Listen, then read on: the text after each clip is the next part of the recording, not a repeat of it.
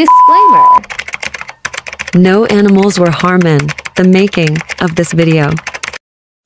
Yan, so what's up, good day na naman sa inyo mga kanos. Ngayong araw isi-share ko sa inyo kung ano ba yung ginawa natin upang mamula-mula or ano yung pinapainom natin upang yun na nga mapadali, mag-mature yung ating mga alagang 4 months old. At kung gusto nyo akong samahan, tara!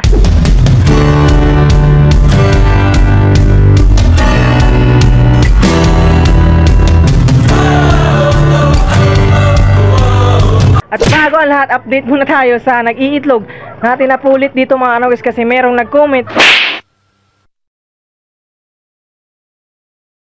na heat stroke daw ang labas ng ating mga pulit na to, kasi nga yung kanyang paitlogan na gawa natin is nandito. Kung napapansin mo, idol, so sasagutin ko lang yung comment mo. Hindi po ma-heat stroke yung ating manok kasi nga meron tayong malaking puno. Ayan. So yung area na to mga kanogis is silong at meron ding katabing mangga. Ayan, mga nyog. Ayan, so hindi ma-heat stroke yung ating mga alagang pulit. So ayan, nasagot na kita, idol. Naway napanood mo din yung video na ito kasi nga ayan, walang mangyayari sa ating mga pulit. So ayan, silipin natin muna yung ating mga pulit kung meron bang nag-iitlog. Pero for sure naman ako mga kanogis is wala, kasi nga yung paraan natin kaninang umaga is sinundot natin. Ayan, kumpirmado walang laman yung isang pugad, at yung isang pugad naman is isa lang. Ayan, so ayan, napaka-presko mga kanogis. So ayan, oh, walang kainit-init. Ayan, so nag-comment, idol, sana yung mapanood mo to, so hindi ma-heat stroke. Ayan, yung sinabi mo na ma-heat stroke yung ating mga alagang pulit. Alright? Ayan, so sa katanungan naman ng ating isang napakasulit na taga-subaybay, kung ano ba daw yung diskarte natin upang sila ay mag-early mature. So ayan, kung napapansin nyo, meron tayong mga cockers dito. So dati mga kanogis, nasa edad sila ng 2 to 3 months sila ay magkasama sa loob ng breeding pen. Alright? So ngayon, nagkaedad na sila ng 4 months is pinaghiwalay-hiwalay na natin. Ayan, kung napapansin nyo, hiniwalay na natin sila. At andito yung iba mga kanogis, yung ating buyugin na magkapatid at pumpkin. Ayan, si buyugin. At ando naman si pumpkin. At syempre andito naman yung ating 4 months old na kanaway. Ayan siya, oh. Ayan. Ayan, so sa FB account ko kasi mga kanogis is nagpost ako ng ayan, bitaw ni Talisay at bitaw ng ating kanawayon mga kanogis. So ayan, so sa mga nakapanood ng post ko na yun, so ito yung sagot ko. So ang ginagawa natin na diskarte is sa murang edad is dapat mahiwalay agad natin yung ating mga kakeres gaya nito mga kanogis, no? So hindi naman siya advisable sa merong mga malaking manukan. Alright, so kung ikaw ay nagmamanok na meron ka lang na gaya ko, ayan, iilan lang, merong 5, 6. So ihiwalay agad natin nang sa ganun maaga tayong maglibang sa kanila, no? Gaya ng ginawa natin kay Talisay at kay Kanaway. So si Kanaway, kung makikita nyo yung video na na-post natin sa ating FB account na which is Remel Vlog, ayan, so panoodin nyo mga kanogis, no? Napakahusay maglaro ng ating kanawayon kahit batang-bata pa mga kanogis, no? Siguro mana sa tatay, pero hindi ko naman nakita yung laro ng tatay na yun kasi bili lang natin din yan dun sa ating kaibigan na backyard breeder din. Right? So yan ay RRZ inline. Yan yung diskarte ko na upang sila ay mag-early mature mga kanogis, no? Ayan. Pero hindi siya advisable sa merong mga daan-daan na manukan mga kanogis, ha? Kasi kapag ikaw ay merong daang-daang manukan, ubos yung area mo sa paghiwalay-hiwalay. Right? So ayan, so advisable lang siya sa mga kagaya natin mga kanogis na meron lang tigli 5, 6 na mga kakirils. Ayan, no? Ayan, so sa nagtanong naman kung bakit nga ba mamula-mula yung ating mga 4 months old na mga cockers, kung ano ba daw yung pinapainom ko. Mga kanogis, dalawa lang yung pinapainom natin sa ating mga alagang manok na tablet. Sa water soluble naman is isa lang, yung ating Vitamin Pro lang mga kanogis, no? Sa tablet naman mga kanogis is meron tayong dito mga kanogis, no? So disclaimer, hindi tayo nagpro-promote ng product, sadyang gamit lang talaga natin dito sa ating manukan. Alright? So wala akong ibang pinapainom kundi ito lang mga kanogis, no? Yung ating B12. So sa pagpapainom naman ng ganito, so pinapainom ko sila 3 times a week, so MWF. At syempre yung pinaka-importante na pinapainom ko sa kanila, yung ating herbal mga kanogis, which is andito. Ayan, yung ating Herb Ox.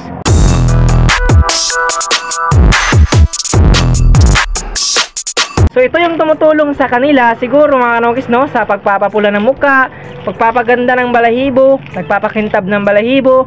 So yan yung binibigay ko. Ayan, no, mga kanokis, no, medyo nangangalahati na tayo sa ating gamot na pinapainom sa kanila.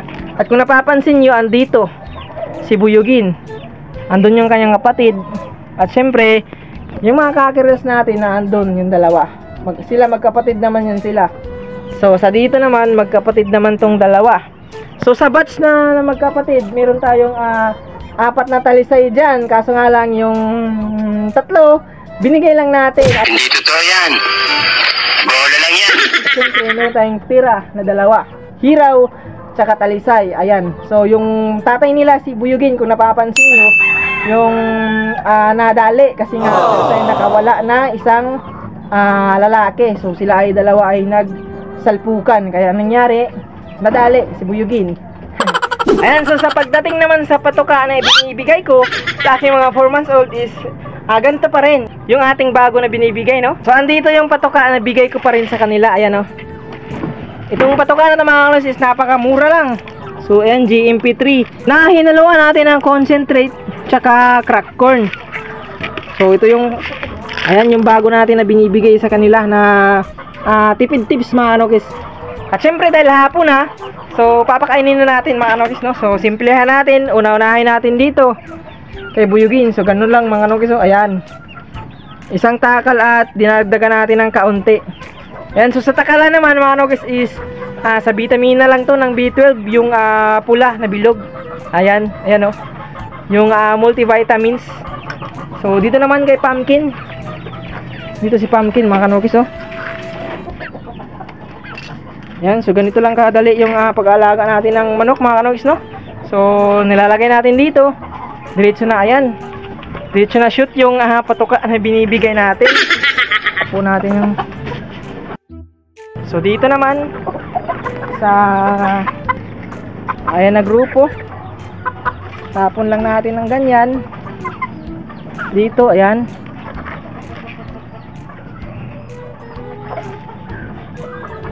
yan, medyo malaki na sila mga kanokis, no? 4 months na kasi sila. Yung ating dalawa naman na magkapatid is 3 months. Ayun. So dito naman tayo mga kanokis. Ayun, no? Dito sa ating flying pen, breeding pen. So dito naman kapag ako ay nagpapakain is ganito lang mga kanokis, no? Ayan, diretso tapon lang. So dahil sila ay umiitlog, so hindi na natin dadagdagan mga kanokis. Tig 1 scoop lang. Kasi nga sila ay umiitlog, baka hindi magkalaman ng similya yung kanilang mga iniitlog, baka umitlog lang yun sa patoka. Ayan, o. Dito naman kay Pumpkin, ayan.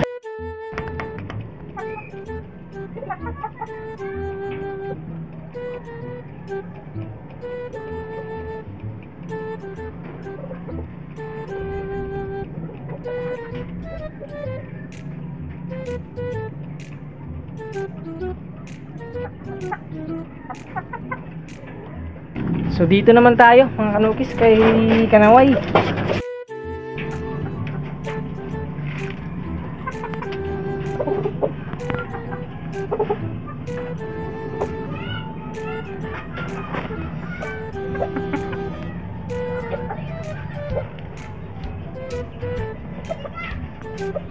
So dito naman tayo kay Buyugin. Dito si Buyugin mga kanokis, oh. Dito siya, oh. Ayan.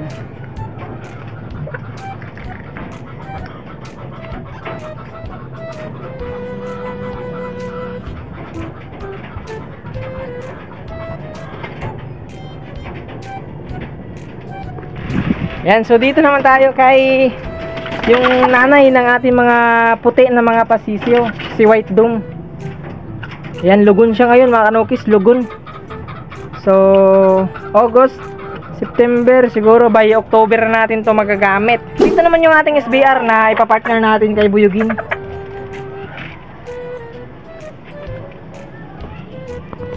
Ayan siya, oh, mga kanokis. Ayan, naka isang buwan na din natin to na priming. So handang-handa na to mga kanokis, no? Ayan, so bali siya yung pumalit dito. sa ating breeding pen. Ayan, dahil nagpisa na yung ating ayun na inahin, right? So siya yung mag-iitlog sa ngayon mga kanoks dito kasi hindi pa natin natapos yung dalawa. So hindi pa tayo nakakabili ng 2x2 na kahoy, kaya ayan medyo bakante pa yan. Pero soon naman kapag ka natapos to is madami-dami na tayong flying pen, breeding pen, right? So sa mga sisiw naman, ayan, yung binibigay na natin mga kanoks is ito na mga kanoks, yung wala nang halo. Ayan, kasi di ba nagpalit tayo ng patoka. So nagawa natin to ng video sa kung paano ba tayo magpalit ng patoka sa mga pasisiw natin. So ngayon medyo ito na, wala nang halo mga kanoks, so yung buo-buo na talaga na 1 to 4 months na developer. Ayan, so dahil tapos na yung magpapakain natin is ngayon bilang pagtatapos na ating video, shoutout muna kay Pat Stoyko sa napakasulit natin na taga-subaybay. Shoutout na rin kay Idol Virgilio Mindiguarin. Ayan, shoutout sa iyo Idol. At syempre sa gumagawa ng ating gamot na Herbotics na si Idol Melbert Flores. Ayan, so shoutout sa iyo Idol. Maraming salamat sa gamot na napakasulid na herbal, alright? So hanggang dito na lang for today's video mga kanoks, Maraming salamat sa lahat na nag-subscribe, nag-like, nag-comment, nag-share, at sa lahat ng mga nanood sa ating gawang video sa Peace out.